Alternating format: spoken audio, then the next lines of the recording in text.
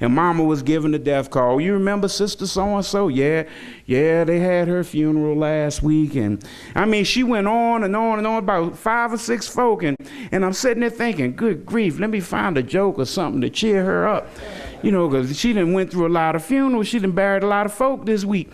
And then my mother said to me, she said, yeah, all my friends going home. And then she paused and said, well, I guess I need to get some new friends. You see, my brothers and sisters, it's about your attitude that there's some folks that God will send into your life for a season. And yes, we hate for them to go on and we hate for them to pass on to the other side. But there's no excuse for you to be lonely because there's some other folk that God put around you. You know, all your friends ain't got to be your age. You know, I heard Billy Graham do an interview. He said one of his big regrets that he didn't befriend more younger preachers. He said because now all of the folks who used to be in his cohort, all them gone. He said if I befriended more younger preachers, I still had some friends. Well, preacher, what that got to do with anything? Please understand, as people come and go, as we deal with these events, these cataclysmic events that could really shake the foundations of your faith, you have to remember that God still loves you.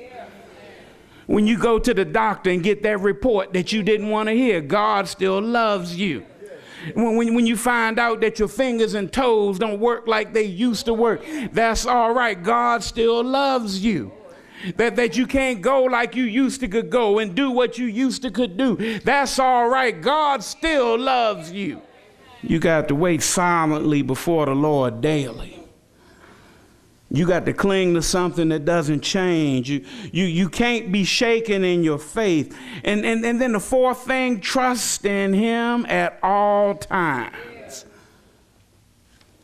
You know, I think a lot of times, as I get older, when I was 20, in my 20s and 30s, I was trusting in my own situation, of what I could do and how I could figure it out. And then when I got in my 40s, I come to the realization that, I really don't control nothing. The older I get, the more that I learn, the more that I realize that I don't know as much as I thought I knew. I realize I need the Lord.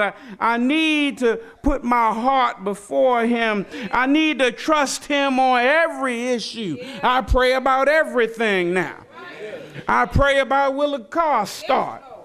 I pray that I can get to the gas station. I pray that don't no fool jump out and hit me on the way to where I'm going. See, I am learning that if I don't trust in the Lord, I might mess it up. See, I might fall short, but I know I can count on God. You got to wait silently before him. You got to cling to something that doesn't change. You can't be shaken in your faith. You have to trust him at all times.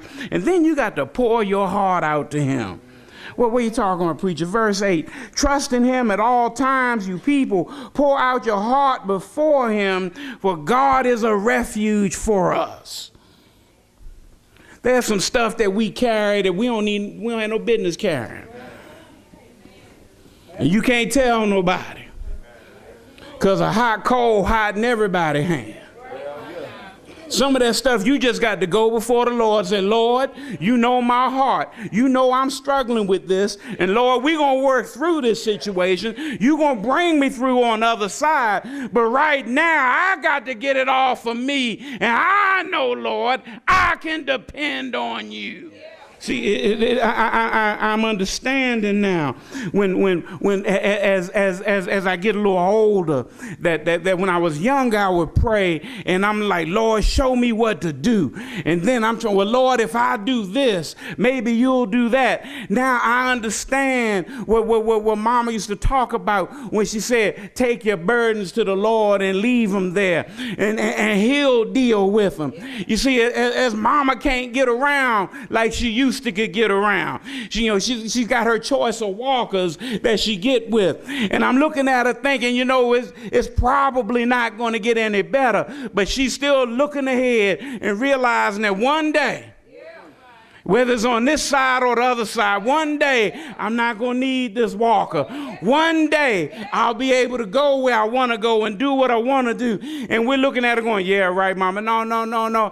I have something to look forward to because I put it in the Lord's hands. And if it don't turn out like I want it, that's okay too. You have to wait silently before God each day. You got to cling to those things that don't change. You can't be shaken in your faith. You got to trust God at all times. You got to pour your heart out to him. And this is one I found kind of interesting. Don't let money ruin your old age. And I read that and I thought, why in the world? And David talking about trust in the Lord and the Lord is my strength and my refuge. And then we go down to verse 10. Y'all go with me to verse 10. Do not trust in oppression, nor vainly hope in robbery. If riches increase, do not set your heart on them. And I looked at that and I'm like, why in the world did he make this shift and start talking about money? Is money really an issue at an old age? If anything, old folks are worried about if they got enough money. But what David was saying in this psalm, don't get so focused on money that you miss the big picture. Don't get focused in the last days and in the twilight. Don't get hung up on stuff that you can't take with you no how. And David is basically saying, if riches increase, if you get more money, don't put your heart on your money, but put them on those eternal treasures.